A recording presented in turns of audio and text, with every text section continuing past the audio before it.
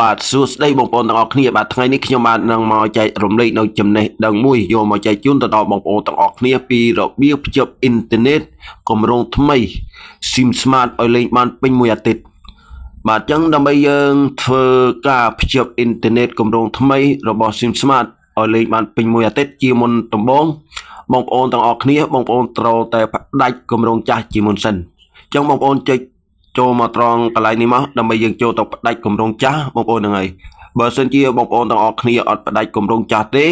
ពេលដែលបងប្អូនភ្ជាប់គម្រោងថ្មីគឺភ្ជាប់អត់បានទេអញ្ចឹងបងប្អូនចុចតាមខ្ញុំផ្កាយ1200បងប្អូនណាហ្នឹងហើយបន្ទាប់មកបងប្អូនដាក់ត្រង់ជ្រូកហើយបងប្អូនជ្រើសរើសយក SIM ហ្នឹងហើយ SIM Smart នៅ SIM ទី1ឬក៏ទី2បើសិននៅទី2បងប្អូនចុចយកលេខ2មកបាទចុចតាមខ្ញុំមកបាទបន្ទាប់មកយើងរងចាំសិនបងប្អូនណាបាទបន្តមកទៀតបងប្អូនជ្រើសរើសយកលេខ1ដែលគេដាក់ថាភាសាខ្មែរបាទបងប្អូនចុចយកលេខ1ហើយបងប្អូនចុចបញ្ជូនត្រង់កន្លែងដែលខ្ញុំគ្វាតទៅខ្ញុំមកនេះមកបាទបន្តមកទៀតត្រង់ទៅនេះបងប្អូនចុចយកលេខ2ដែលគេដាក់ថាស្នើសុំផ្ដាច់គម្រោងទាំងអស់បាទអញ្ចឹងបងប្អូនចុចយកលេខ2រួចហើយបងប្អូនចុចត្រង់កន្លែងនេះមកបាទបន្តមកទៀតមកដល់ចំណុចត្រង់កន្លែងនេះបងប្អូនចុចយកលេខ2ដដែលបងប្អូនណាបងប្អូនចុចត្រង់កន្លែងពាក្យថាសេវាកម្មទូរស័ព្ទបងប្អូនយកលេខ2មកហើយបងប្អូនចុចបញ្ជូនមកបាទបន្ទាប់មកយើងរងចាំបាទមកដល់ចំណុចចុងបង្ហើយគឺបងប្អូនយកលេខ1បងប្អូនណាហ្នឹងហើយដែលគេដាក់ថាបញ្ជាក់លេខ1រួចហើយបងប្អូនចុចត្រង់កន្លែងនេះមកជាការស្រេចអានេះដោយសារតែខ្ញុំបានផ្ដាច់រួចហើយខ្ញុំអត់ចុចទេបើសិនជាបងប្អូនអត់ត្រូវផ្ដាច់ទេបងប្អូនចុចអាកន្លែងនេះអាកន្លែងគេដាក់តាស្មើនេះមកជាការស្រេចបងប្អូនណាបាទបន្ទាប់ពីបងប្អូនបានផ្ដាច់គម្រោងចាស់រួចហើយបន្ទាប់មកទៀតបងប្អូនត្រូវតែមានលុយចំនួន$1កន្លះមានន័យថាលុយហ្នឹងចំនួន6000ណាបើយើងគិតជាលុយខ្មែរបងប្អូនអាចត្រួតទិញការទូរស័ព្ទតាណាក៏ដោយសួរគេថាមានកាត1រៀលកន្លះអត់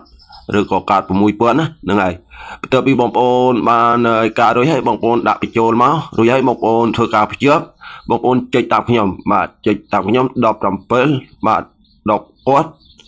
បាទ100គាត់រួចហើយដាក់ត្រង់ជ្រូកបងប្អូនចុចបញ្ជូនបន្ទាប់មកបងប្អូនចាំមើលសារបញ្ជាក់បាទចាំមើលសារបញ្ជាក់ពីក្រុមហ៊ុនស្មានណាបងប្អូនហ្នឹងហើយអញ្ចឹងពេលដែលបងប្អូនភ្ជាប់បាន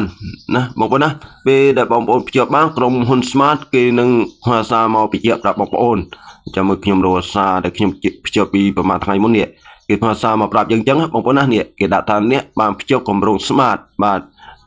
data តាមចិត្ត$1 ចុច50សេនបានដោយជោគជ័យហើយចំនួនដែលគេឲ្យយើងយកមកប្រើលេងអ៊ីនធឺណិតគឺគេឲ្យយើង20G បាទជាធម្មតាកាលគេឲ្យយើងប្រើគម្រោងចាស់$1កន្លះគេឲ្យយើងតែ 15G ទេបងប្អូនណាតែ 15G ហ្នឹងបើតាមទិន្នន័យដែលយើងលេងគឺយើងលេងអត់បានពេញមួយអាទិត្យទេយើងលេងបានត្រឹមតែ3ថ្ងៃឬក៏2ថ្ងៃអីគឺអស់ហើយអត់ទិន្នន័យគឺយើងលេងកាត់ហើយអញ្ចឹងគម្រោងថ្មីរបស់ Smart នេះខ្ញុំដល់ពិសោធន៍ឃើញថាបានផលល្អហ្នឹងហើយលេងបានពេញមួយអាទិត្យហើយសល់ទៀតមីកាបៃដែលគេឲ្យមកខ្ញុំ 20G ហ្នឹងគឺខ្ញុំលេងអត់ដែរអស់ទេសល់បងប្អូនណាហ្នឹងហើយឃើញថាល្អអញ្ចឹងវីដេអូនេះខ្ញុំបញ្ចប់តែប៉ុណ្្នឹងចុះហើយបើសិនជាបងប្អូនគាត់ថាស្រឡាញ់ជួយចិត្តនៅលើវីដេអូរបស់ខ្ញុំសូមឲ្យបងប្អូនជួយលើកទឹកចិត្តឲ្យខ្ញុំបានម្នាក់មួយផងជួយចុចសញ្ញាជាវនិងដាក់សញ្ញារូបកណ្ដឹងឲ្យខ្ញុំបានម្នាក់មួយផងបាទសូមអរគុណនិងសូមជម្រាបលា